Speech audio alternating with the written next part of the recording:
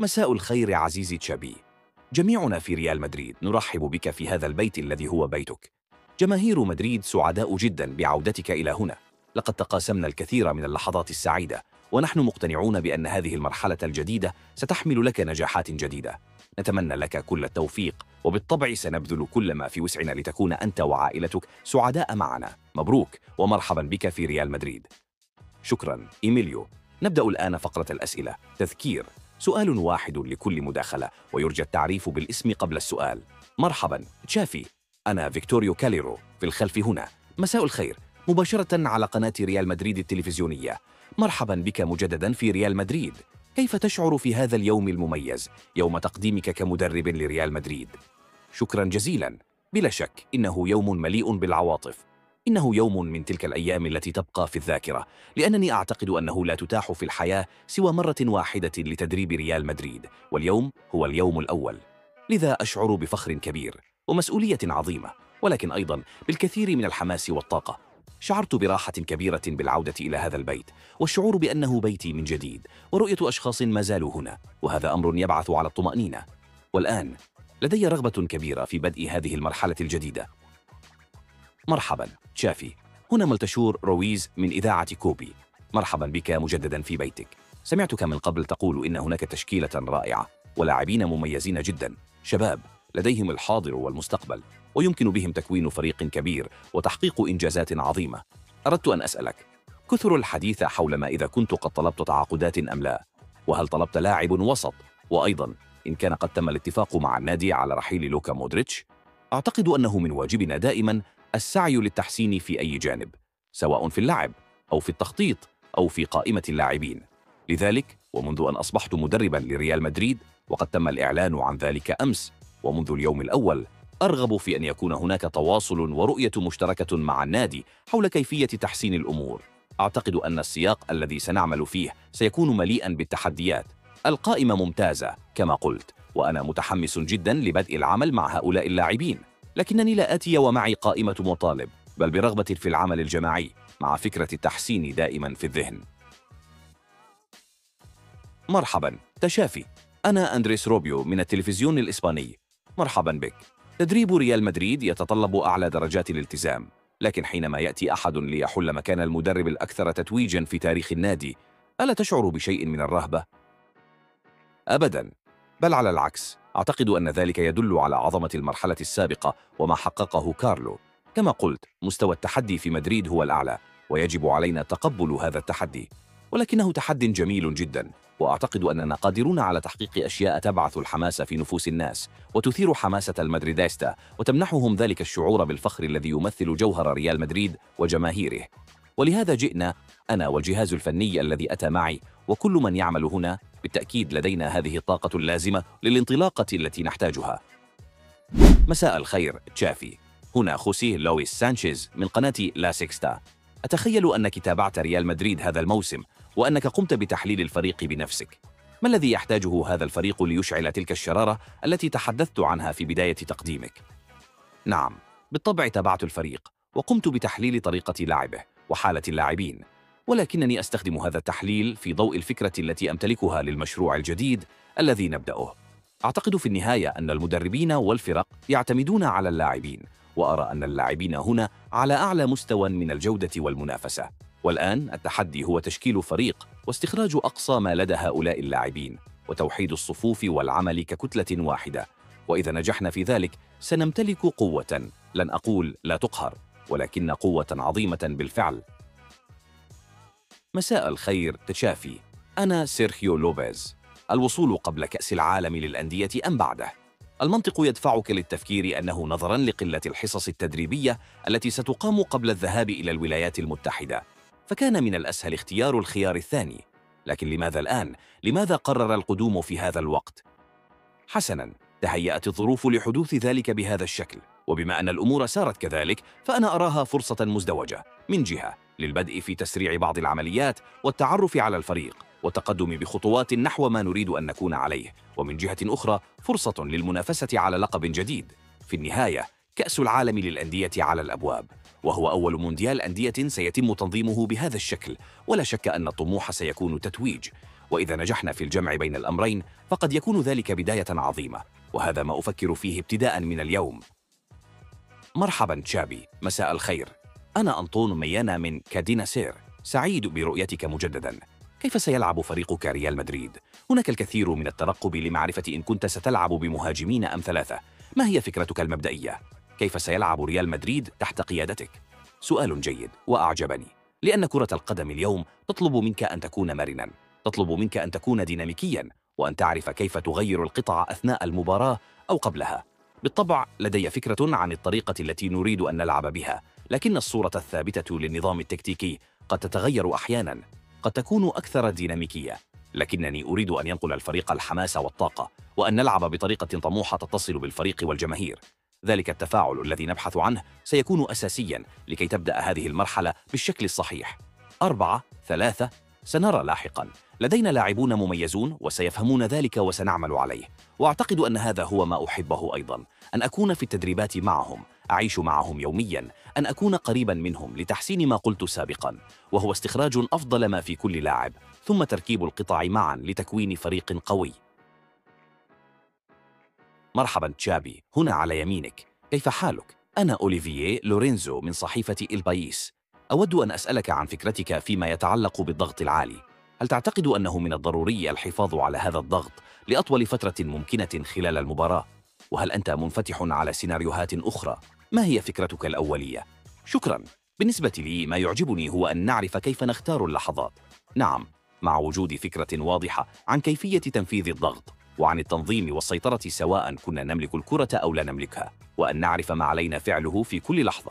لكن في كرة القدم الحديثة يجب أن تعرف كيف تتعامل مع السياقات المختلفة، أن تطبق الضغط العالي عندما يكون ضرورياً، وأن تتراجع عند الحاجة.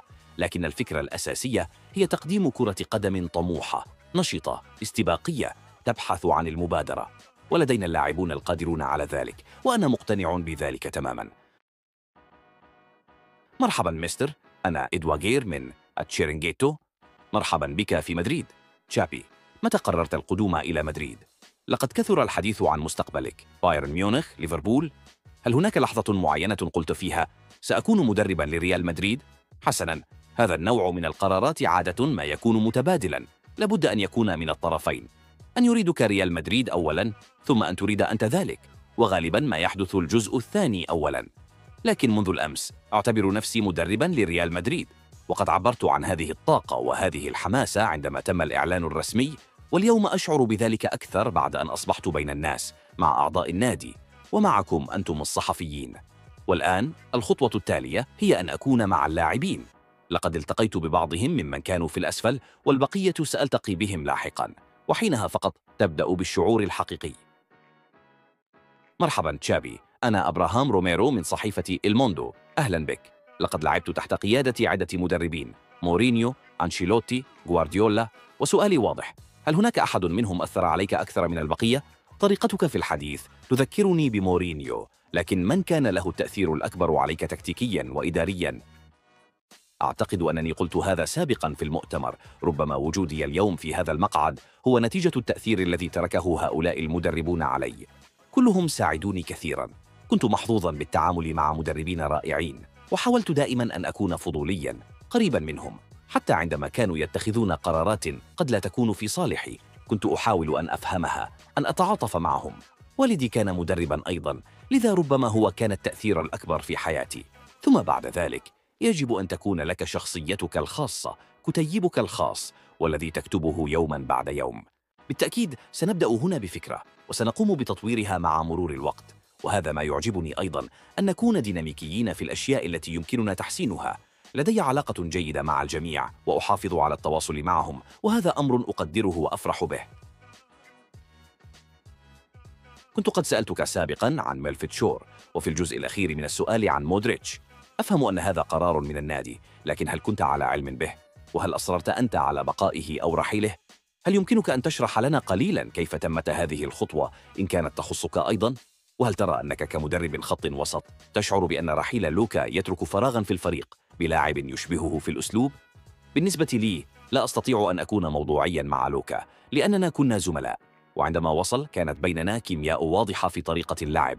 ثم عندما اعتزلت أصبح هو قائد الأوركسترا في الفريق لسنوات، وكان أسطورة عظيمة. رؤيته في يوم وداعه بهذه المشاعر الكبيرة جعلتني أشعر بالفخر بالنادي وبما كان عليه لوكا. كنت معه قبل قليل، وسأحظى بشرف تدريبه في كأس العالم للأندية، وسأحاول أن أستمتع بذلك. إنه امتياز كبير. مرحبا تشافي، معك خوسيه أغوادا. سؤالي لك، كلاعب كنت تخطط خطواتك جيدا، وكذلك كمدرب، فكيف يعرف المدرب أنه مستعد لتدريب ريال مدريد؟ أنا أشعر بذلك، أشعر أن هذا هو الوقت المناسب، وأن كل الجوانب تتوافق، وقد نقل لي هذا الشعور أيضا، وأشعر به خصوصا منذ الأمس. الناس متحمسون، يتخيلون المستقبل، يريدون أن يؤمنوا، وهذا يمنحني طاقة كبيرة. بعد ذلك بالطبع يجب إثبات كل شيء في الملعب، ويجب العمل مع اللاعبين، وهذا ما أحبه كثيرا، وهو ما أريد فعله.